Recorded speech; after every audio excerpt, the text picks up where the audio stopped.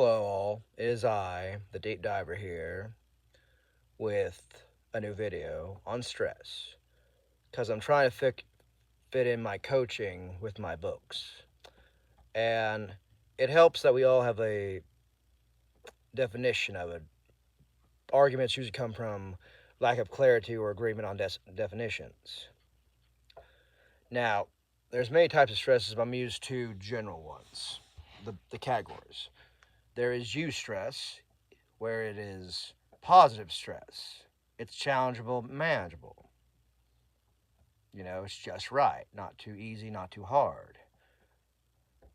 And then there is distress, where it is too hard, too overwhelming, too complicated for you to solve. It's not good and can lead to real problems. Now, both are needed, okay? Both are needed. But they'll both have their faults. I'll now do some examples later in the video. Why am I making this? Well, there's a trend going around, several trends I'd like to highlight, which I think impact my coaching.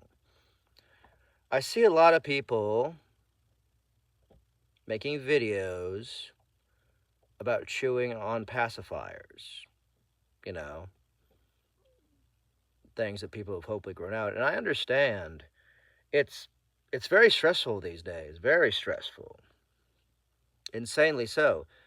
High cost of living, hardly any jobs, hardly friends and family. We're all divided more than ever. The weather, lots of other reasons too.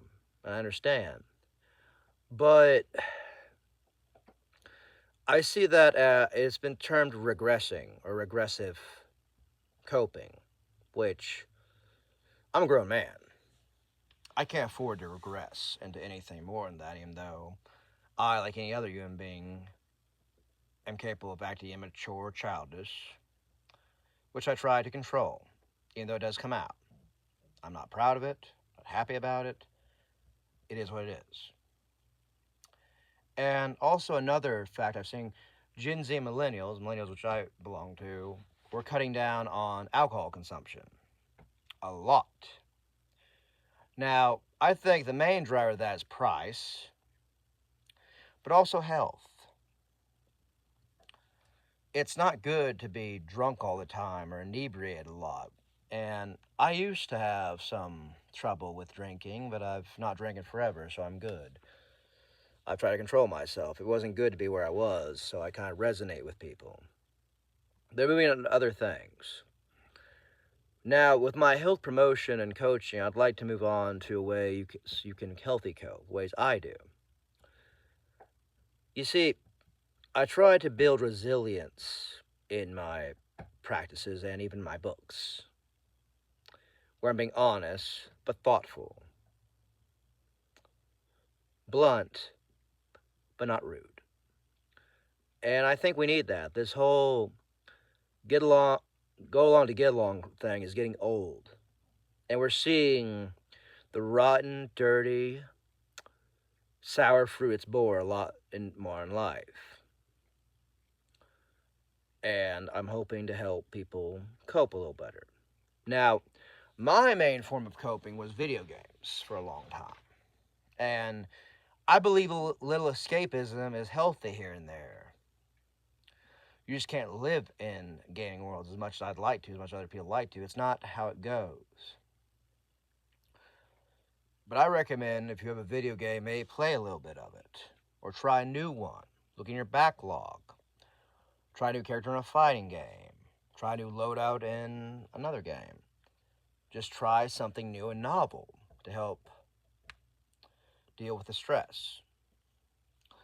The one main way I have coped with my stress and anxiety is through exercise, which has fallen into eustress or good, positive, but if taken too literally, can fall into distress or bad stress. And I participate in sports even to this day. And I'm going to list off some ones I've done that could be falling into the deeper end of the pool for sports, but to each their own. I practice BJJ, Muay Thai, I've done strongman, I've done wrestling, Boy Scouts, karate, track and field, and these are all good things. And just, there's tons of communities built around fitness and community, and I really enjoy that. Because that's what you need, really, when you have stress and coping, is have evidence that's working. Being around people to have those same like-minded views. I know personally a lot of people that don't like to exercise. I'm around them when I need to be, no more, no less. I'm not going to have them drag me down. I'm not going to try to raise them up. We have a very neutral relationship, and I'm okay with that. I'm not trying to judge you or anybody else. I'm not trying to change you. Give you some tips. Another thing that helps me is making videos. Now, I know most people probably don't want to make videos for a number of reasons. I've tried, and I'm still learning. I'm still very much learning how to make videos. But you could probably make a private playlist as acting like a video journal, taking in your thoughts and ideas. My YouTube has been more or less just a bank of ideas or my creativity. I'm not expecting to make money. Be nice, but that's not the goal here. I'm not making content for the vast majority of people, nor do I wish to. I want to be authentic and honest in my views and perceptions. I want to share that with all of you, my loyal subscribers and people that watch my videos. And I thank you for the honor, for the time you take to watch them. Another one is creating, which I've done a lot of. I've made t-shirts, not this one. I've made books. I'm writing on books, writing short stories, and just, again, you don't have to share any of this. You don't have to tell anybody. You can just help get your thoughts focused, take off the grit and grind from your own brain and make it more noticeable, more insightful. It helps me pass the time. It helps me get ideas out that I rather could not without using the tool of writing or creativity. You can also make art, origami, drawing, coloring. You have a bunch of options that don't cost a lot of money, which is good. And just trying to figure out what you like to do as an act of creation, because an act of creation is an act of hope. You're hoping something comes of it. That could be changing yourself or others, moves you or moves others. And that's what I believe. I made products. I didn't make art, per se. And a lot of people are happy just to digest other people's stuff. And I think that's the biggest thought process you can get, the biggest mindset. The goal is not to be a consumer. It's to create or conquer. And that is the way we do things around here. We create our art. We conquer our fears. We are not consumed by them. We don't give into despair. The most painful, horrific, traumatic, and just plain evil prison we put ourselves in is despair, thinking there's nothing to do. And it's dire out here. I'm not going to sit here and tell you that it isn't. I hate when people say everything's great when it's not. I've seen a lot of videos recently where people got real about it, how they feel, what they're going through. And I think it's a step in the right direction. For personal reasons and psychological reasons, I'm very blunt and honest and I don't really like to lie to myself or others. And that's not really a good thing in society. We lie to each other all the time. And sometimes you have to. Sometimes you have to. I'll admit that right now. And moving on, a good next one could be meditation, some deep breathing, some tapping. That helps me out a lot. Maybe going for a walk. Go out in nature. Vitamin N, in my opinion, is very real. We need it. It puts us at ease. An expansive vista or a prairie or a forest. It's a much beautiful sight than a billboard or some type of ad, in my opinion. Also, if money is a real issue, find some way to make more. There's tons of venues and different things to make money. I won't list any of them here, but get creative, help people out, spread the word, and a little kindness goes a long way. Which moves on to my next point, volunteer work. I did a lot of volunteer work in high school, so much that I've received a citizenship award I'm very proud of. I don't have the award anymore, I lost it during moving, but it still stands in my heart.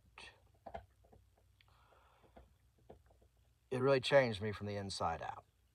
It really made a difference. Made me believe in the power of grace and altruism and sacrifice. Which there are a lot of those.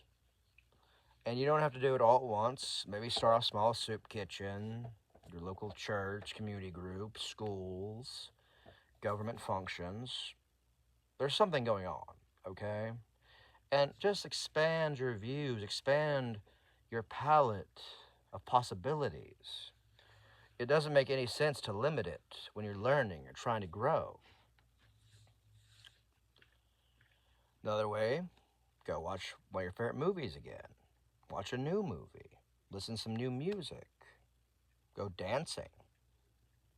Play with your dog more. Play with your animals. Go clean up your yard. There's so much other things than just ruminating, catastrophizing everything, which is what I am been guilty of recently for a good number of reasons, as we all are. And it's just human nature to seek, I guess, the negative. That's why news networks and social media latch on to negative. It makes clicks, gets eyes on it. And that's just human nature. And I think that comes from us just not feeling like we're in control as a species. But we gotta learn we have to control what we can, what we can't. I can't control other people's thoughts. I can't control other people's thinking or ideas. I can only create, I can only control myself and my responses to them. I don't have to fly off the handle. I don't have to be numb. I don't have to be angry. I don't have to be blissfully unaware. I choose how I react. After a few deep breaths, most likely. And you can too, when you're overwhelmed. Another thing, do some puzzles. Do some learning. Maybe watch a new YouTuber. Watch a video on Netflix.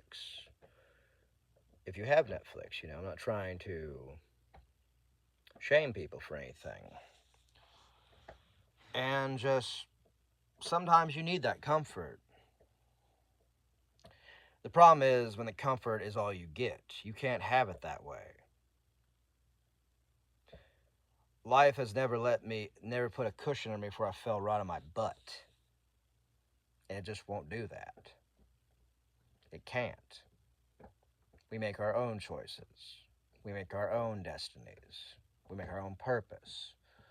And we can't expect the world to already have for us, where I think a lot of people go wrong. We're living for somebody else's idea. We're living vicariously through others' views. It's not good. And there's very much difference between being a community and being in a cult. I know that word gets around a lot, but getting community around, like for anything, going to the library, going to the YMCA or an arts center, and just seeing what's available to try new things. We get in these ruts of rumination. We end up this poverty of positivity where we don't feel positive or happy. And like I tell people, one good memory is worth 1,000 bad ones. It's all about quality over quantity, and you get to choose the quality, not the quantity. So there are just some tips and ideas to help out. I'd love to hear people's ideas in the comment section. We could talk about it, understand it, make a difference together. If we all just work towards something. Thank you and good day.